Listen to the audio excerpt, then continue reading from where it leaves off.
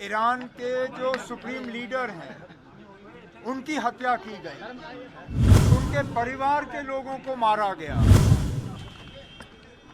Iran में किस तरह की हुकूमत हो वो ईरान के लोगों ने तय करना है। जिस तरह अमेरिका के लोग तय करते हैं कि उनका राष्ट्रपति कौन होगा, इजराइल के लोग तय करते हैं कि उनकी हुकूमत किसके हाथ में होगी, भारत के लोग तय करते हैं कि भारत का प्रधानमंत्री कौन होगा। इसी तरह ईरान के लोगों को अपनी हुकूमत के बारे में खुद फैसला करना चाहिए। बाहर से ताकत का इस्तेमाल और ताकत का मुजाहिरा करके, बमबारी करके हुकूमतें बदलना किसी भी अंतर्राष्ट्रीय कानून इस बात की इजाजत नहीं देती। और जिस तरह बेरहमी से पहले तो ईरान के जो सुप्रीम लीडर हैं उनकी हत्या की गई, उसके साथ साथ उनके परिवार के लोगों को मारा गया। मुझे बताइए ना, किस कानून ने अमेरिका या इजराइल को इस चीज की इजाजत दी? फिर तो जो रूस ने किया यूक्रेन में वो भी सही है, जो बाकी मुल्क करते हैं वो भी सही है। कल को अगर भारत ने चाहा और किसी पड़ोसी मुल्क के अंदर घुस गए वो भी सही होगा। मैं सबसे पहले तो ईरान के लोगों के साथ हमदर्दी का इजहार करता हूं। उस हमले की निंदा करता हूं, लेकिन उसके साथ साथ जम्मू कश्मीर में अपने लोगों से मैं गुजारिश और अपील करता हूं कि मेहरबानी करके हालात को बिगड़ने ना दें। कुछ लोग बीच में इसमें घुस के माहौल को बिगाड़ने की कोशिश कर रहे हैं।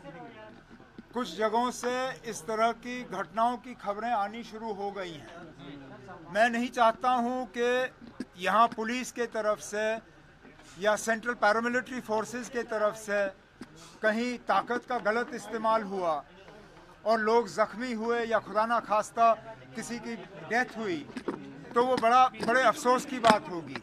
मैं उनके जज्बात को समझ सकता हूँ, मैं उनकी नाराज़गी को समझ सकता हूँ, लेकिन इन हालात में जज्बात पे काबू रखना जो है वो सबसे ज़्यादा ज़रूरी है।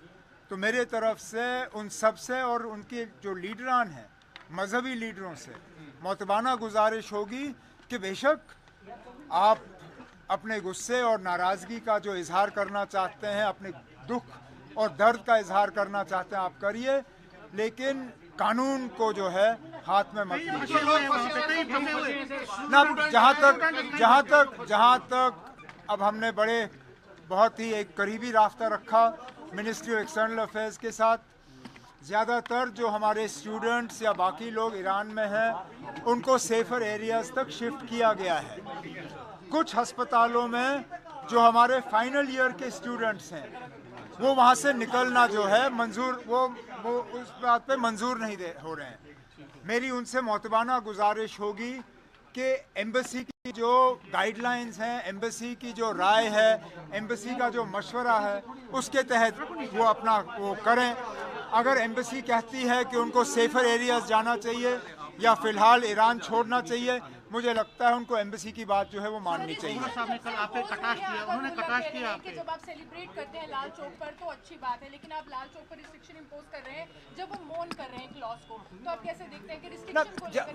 मैं खुद मानता हूं कि अगर सेलिब्रेशन की इजाज़त है तो फिर मॉर्निंग की भी इजाज़त होनी चाहिए, लेकिन बदकिस्मती से इसमें वो लोग भी घुस गए हैं जो कानून को अपने हाथ में ले रहे हैं। अब कल से खबरें आ रही हैं कि कुछ जगहों में पथराव हुआ, एक आध जगह पे एक डीएसपी पुलिस की उसको पीटने की कोशिश की गई। इन चीज़ों से जो है फिर हुकूमत जो है वो ज़्यादा जो है सख्त इकदाम उठाती हैं। हमारी तो ये कोशिश होगी कि जल्द से जल्द जो है मतलब लोगों को खुली छूट मिले कि वो अपने गम का जो है वो सही तरीके से इजहार करें। अफगानिस्तान भी एंगेज है वॉर में, लिमिटेड वॉर में, कंसर्न है और क्या चाहिए ना, जंग किसी के लिए भी ठीक बात नहीं है। अब आप देखिए, इजराइल और अमेरिका ने ईरान पे हमला किया, वो अपने आप में गलत, लेकिन उसके बाद जो ईरान ने रिएक्शन किया, कहीं पे यूएई पे हमला, कहीं सऊदी अरेबिया पे हमला, कहीं बाकी गल्फ कंट्रियों पे हमला, वो भी अपने आप में गलत है। अब ये जंग जो है रुकने के बजाय और ज़्यादा फैल रही है। हमारे पड़ोस में तो वैसे भी जैसे आपने कहा पाकिस्तान और अफगानिस्तान जो है एक दूसरे पे बमबारी कर रहे हैं। जंग जो है किसी भी मसले का इलाज नहीं है। और जैसे मैंने शुरू में कहा, अगर ईरान के लोग ईरान की हुकूमत से खुश नहीं हैं, उस हुकूमत को बदलने का हक सिर्फ ईरान के लोगों को है। वो किस तरीके से बदलना चाहें वो उन तक है। Thank you.